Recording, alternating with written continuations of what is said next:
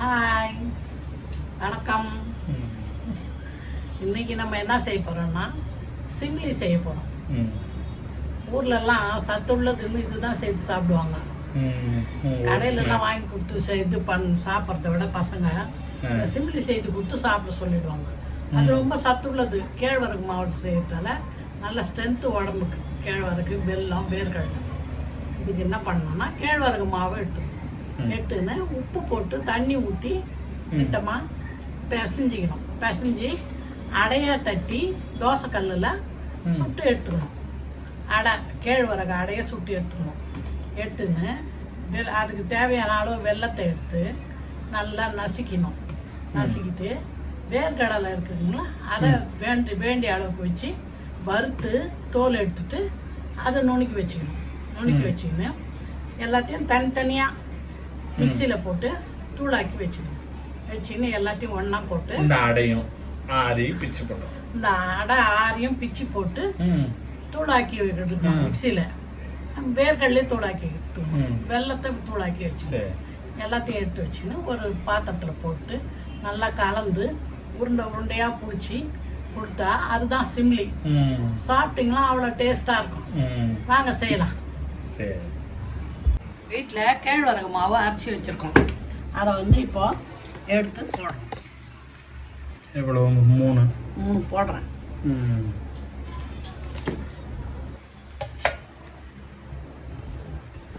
என்னவோ அதுவும் பத்துமோ என்னன்னு தெரியல.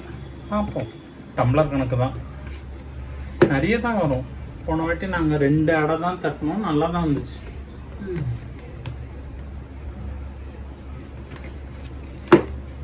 மூணு, அதுவும் தலை வெட்டி இல்லை, தலை நிறைய.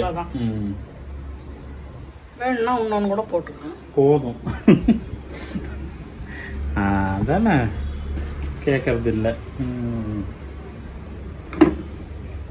அப்போ 4 டம்ளர் போட்டோம். சரி, இதுக்கு உப்பு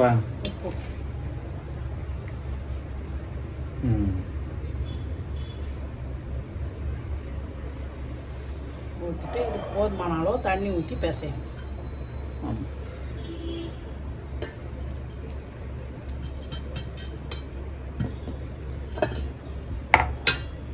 நல்லா அடைப்பதம் வர மாதிரி தட்டுற அளவு.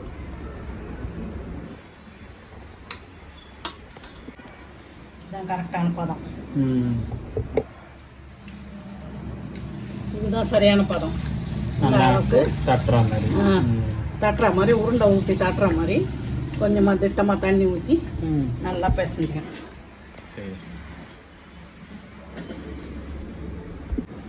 அடுப்பை பற்ற வச்சுட்டு தோசைக்கல்லை எடுத்து இப்படி வச்சுட்டோம். வச்சு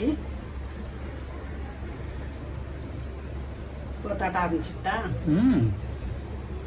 தண்ணி கொஞ்சம் வேணும்பா.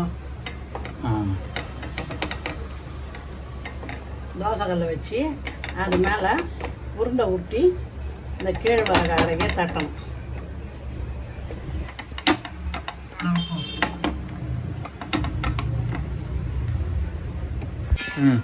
இதை தட்டிட்டு சுற்றி கொஞ்சம் எண்ணெய் ஊற்றி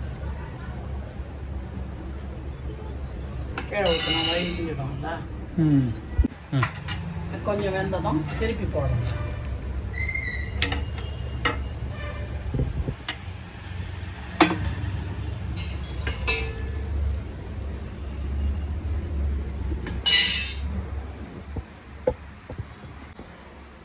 திட்டமாக வெந்துச்சு, இதை எடுத்துடலாம்.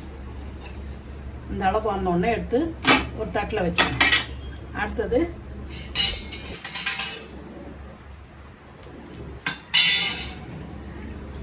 இன்னொரு உருண்டையை ஊட்டிடுவோம்.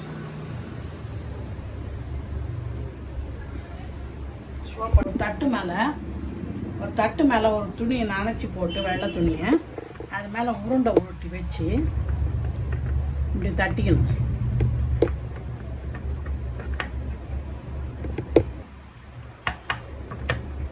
தட்டிட்டு தவாக்கு மாற்றிடணுமா? இப்போ அடுப்பில் கடாயை வச்சு இதில் சிம்லியில் போடுறதுக்கு வேணுங்கிற அளவுக்கு வேர்க்கடலை போட்டு வறுக்கணும். இவ்வளோ போதும்னு நினைக்கிறேன். போதும். ரொம்ப ஆழக்காரன்னு சொல்லுவாங்களா இப்போ எவ்வளோ இந்த கேழ்வரகு அடையை எண்ணெய்க்கு பதில் நெய் போட்டு சுடணும்.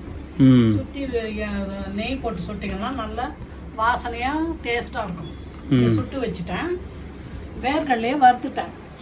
வறுத்து வச்சுருக்கேன். இப்போ அந்த தோலை எடுத்துட்டு தூள் பண்ணி வச்சுக்கணும். வேர்க்கடலையை எல்லாம் வந்து நுணுக்கி வச்சாச்சு. இப்போ இந்த அடையை ஆறின அப்புறமா ஆறிடுச்சு. இதை வந்து புட்டு போட போகிறேன். சரி, புட்டு போட்டு மிக்சியில் போட்டு அடிச்சுக்கலாம். எல்லாத்தையும் அப்புறமா ஒன்றா சேர்ந்து பிடிச்சா ரெடி ஆகிடும். சரி, இது புட்டு போட்டு அடையை இப்போ இப்படி புட்டு போட்டுன்னா மிக்சியில் போட்டு அடித்தா தூள் தூளாகும்.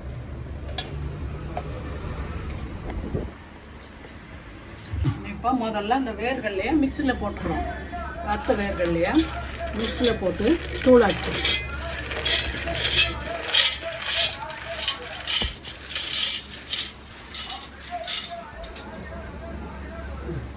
வேர்கடலையை தூளாக்கிட்டேன் மிக்சியில் போட்டு. இப்போ தூள் கூடவே வெல்லம் சேர்த்துக்கணும். இதை போட்டு வெல்லத்தை கொஞ்சம் கூட போட்டு இருப்பேன் அரைக்கணும்.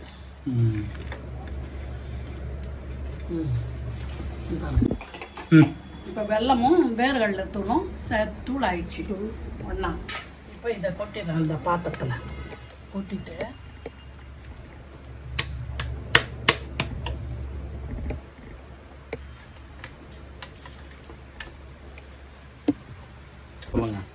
இந்த கேழ்வரகு அடையை மிக்சியில் போட்டு அரைக்கணும்.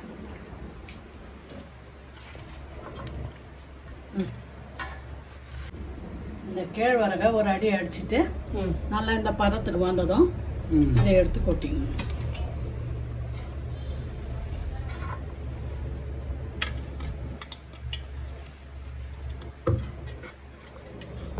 இப்போ எல்லாத்தையும் ஒன்றா மிக்சியில் போட்டு அடித்து போட்டோம். வெல்லம், வேர்கடலை தூள், அதுக்கப்புறம் அந்த அடை, கேழ்வரகு அடை எல்லாத்தையும் போட்டு இப்போ எல்லாத்தையும் ஒன்றா போட்டு பிசையணும். பிசைஞ்சு உருண்டை பிடிக்கணும்.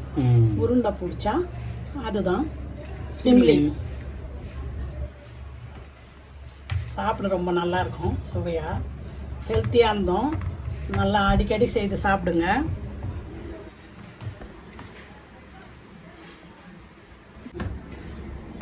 இப்போ இதை நல்லா கலந்துட்டோம். கலந்துட்டு ஒரு அளவுக்கு திட்டமாக உருண்டை பிடிச்சிக்கலாம். அவ்வளோ கை பிடிக்கிற மாதிரி திட்டமாக ஒரு உருண்டை பிடிச்சிட்டான். அதுதான் சிம்லி உருண்டை. சூப்பர். நீங்கள் இந்த அளவுக்கும் பிடிச்சிக்கலாம், இந்த அளவுக்கும் பிடிச்சி வச்சுக்கலாம். உங்களுக்கு வேணும்னா ஒரு வாய்க்கு ஏற்ற மாதிரி ஒரு சின்ன உருண்டை பிடிச்சிக்கலாம். பிடிச்சி வச்சு சாப்பிட்டிங்கன்னா இதனோட டேஸ்ட்டு தெரியும். நல்லாயிருக்கா? நல்லாயிருக்கு.